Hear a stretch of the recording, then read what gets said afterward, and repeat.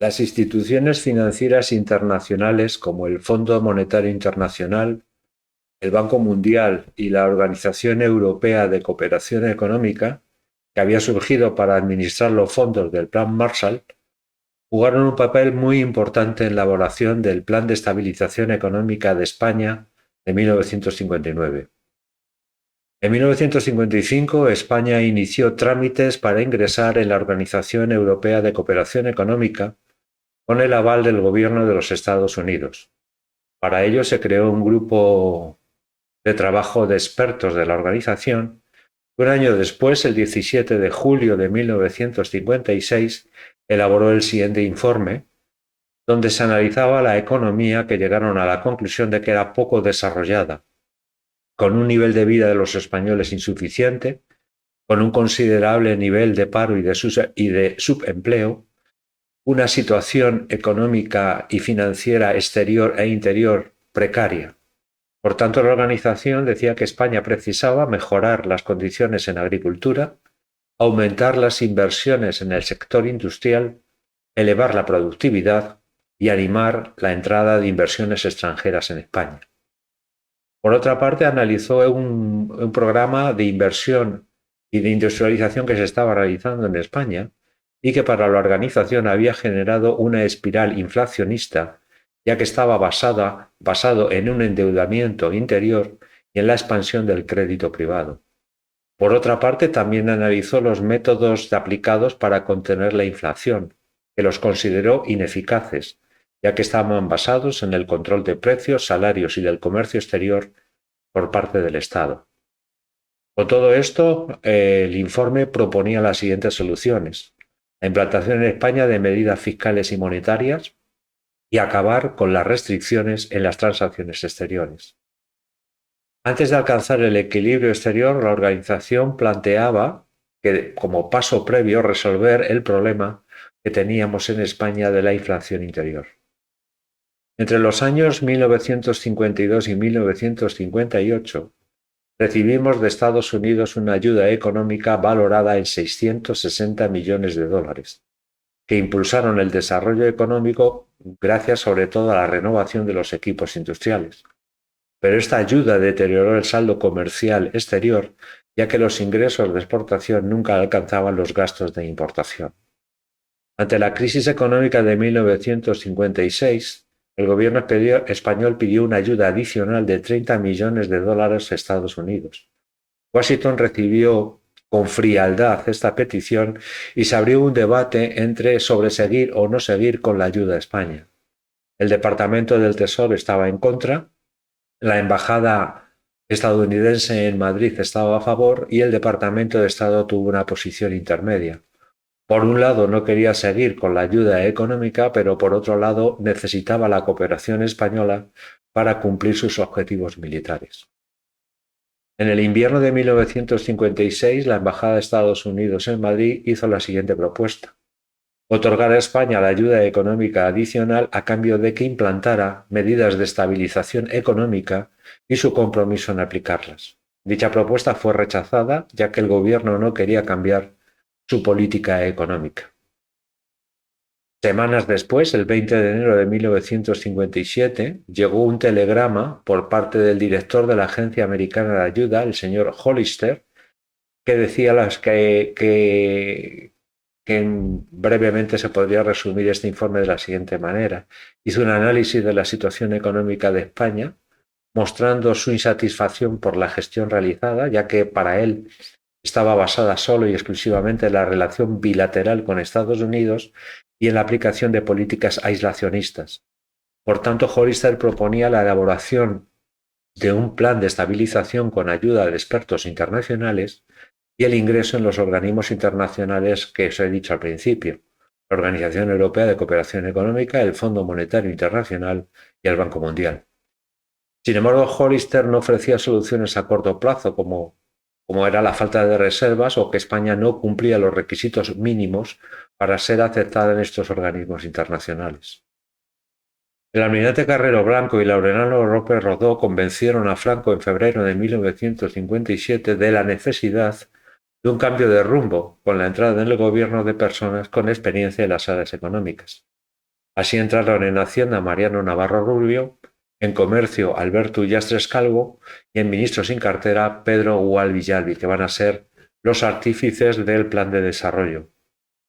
Las primeras medidas que tomó este gobierno las podemos considerar preestabilizadoras para contener la inflación, como fueron la congelación de los sueldos, la restricción crediticia, la elevación de los tipos de interés y el fijar un cambio único de moneda, ahora valorado en 42 pesetas por dólar.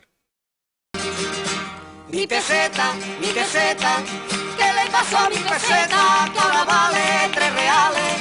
Yo me vuelvo mareta con la gloria de mi padre. Mi peseta, ¿qué le pasó a mi peseta?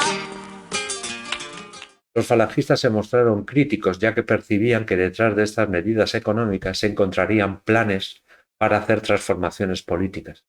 Sin embargo, Franco las apoyó, ya que no tenía argumentos técnicos para rebatirlas, ya que la complejidad de los asuntos estos estaban bastante fuera de su alcance.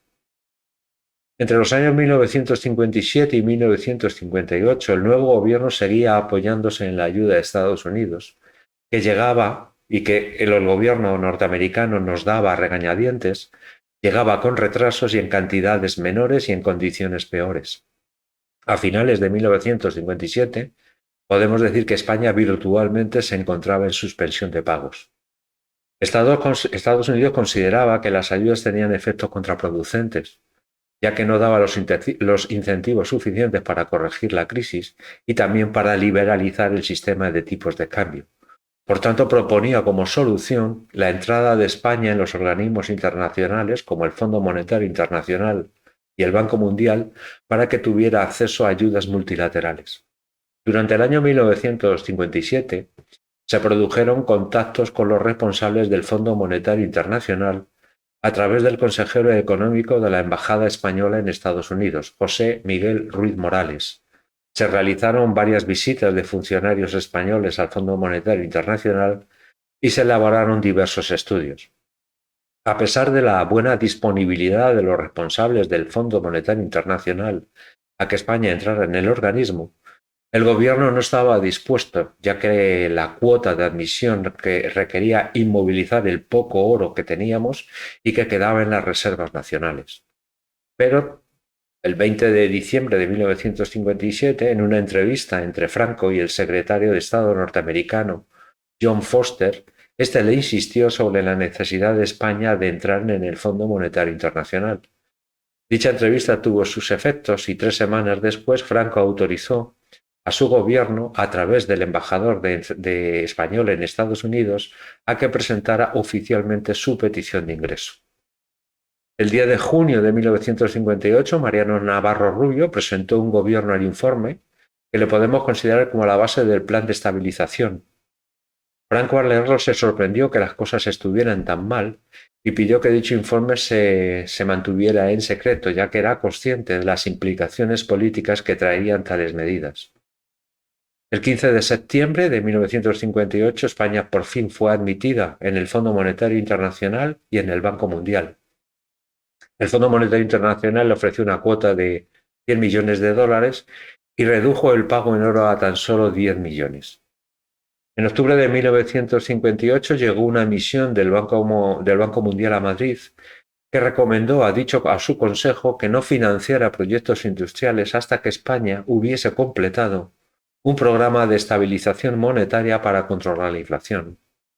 Ese mismo mes, España participaba en la Asamblea Anual del Fondo Monetario Internacional en Nueva Delhi y en dicha asamblea se planteó que solo se aceptaría un cambio real, efectivo y auténtico de 60 pesetas por dólar. Esto equivalía a una devaluación de la peseta de un 30%.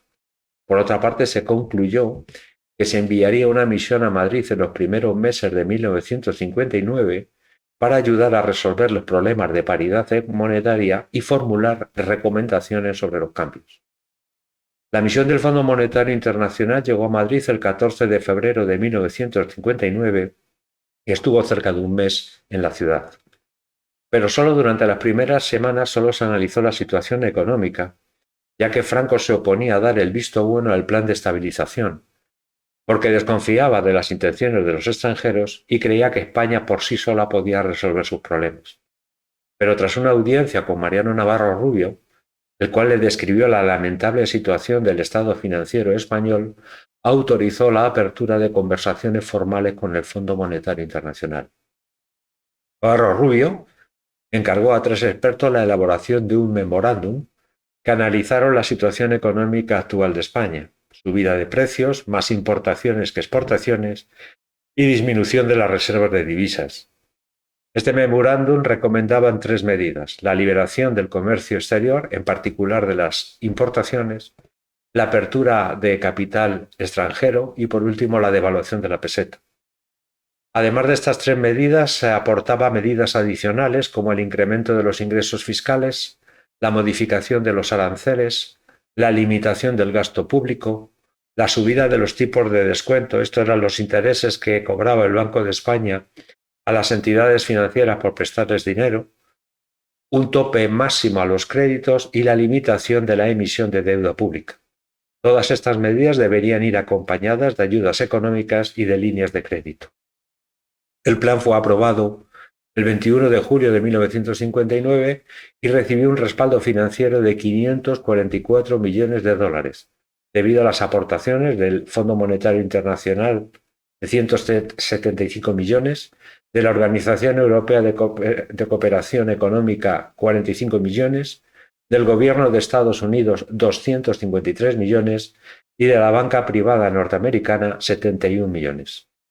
Este cómputo económico representaba el 6% de la renta nacional de la España de 1959 y también representaba el 50% de los ingresos totales del Estado. Pero también el plan trajo sus consecuencias negativas. Los altos costes sociales del plan fueron cargados sobre los hombros de la clase obrera. Se les congeló el salario, aumentó el desempleo debido al cierre de muchas empresas, se prolongó la jornada de trabajo algunas veces hasta 10 o 12 horas, apareció el pluriempleo para aquellos que pudieron lograrlo y, por último, aumentó la migración de españoles hacia Europa. También trajo enfrentamientos en el Consejo de Ministros debido a la reducción del gasto público. De hecho, Mariano Navarro, para él, los viernes, que era cuando se realizaba el Consejo de Ministros, se convirtieron en lo que él llamaba Viernes de Dolores. En las discusiones del Consejo de Ministros, Franco permanecía impasible ante las mismas, pero al final siempre daba su apoyo a la nueva política, ya que tenía esperanza de que, cumplidos los objetivos, se volvería a la política autárquica. El plan fue un éxito por varias razones. Primero, por la flexibilidad mostrada por el Fondo Monetario Internacional. En segundo lugar, porque las medidas fueron elaboradas por españoles, no impuestas por los responsables del Fondo Monetario Internacional. A la no intromisión del gobierno de Estados Unidos en las negociaciones y, sobre todo, a la no imposición a España de cambios políticos para aceptar ese plan de estabilización. De esta manera, con este plan se abría un camino para incorporar a España a los mercados internacionales y poner los mimbres a un posterior crecimiento económico. El éxito se vio muy rápido. Después de 1960, también favorecida por la expansión global que se estaba viviendo en Europa, se vieron los frutos del plan. Un superávit de la balanza de pagos en 81 millones de dólares, un aumento de las reservas de divisas que pasamos de un valor negativo de 2 millones de dólares en julio de 1959 a un saldo positivo de 500 millones en diciembre de 1960. Se redujo la inflación, que pasó del 12,6% de 1958 a un 2,4% en 1960. Aumentó la inversión extranjera en España, también atraída por una legislación laboral represiva y una facilidad para la repatriación de sus beneficios. Aumentó el turismo, mejoraron las condiciones de competencia en interior y se incorporó a las empresas nuevas tecnologías. Pero a largo plazo las medidas liberalizadoras presentadas en el plan nunca llegaron y nunca se aplicaron, y se continuó con una economía de carácter corporativo que favoreció sobre todo a las grandes corporaciones dominadas por la banca. Después de este plan de estabilización vendrán los 3 planes de desarrollo que desarrollaré en próximos vídeos.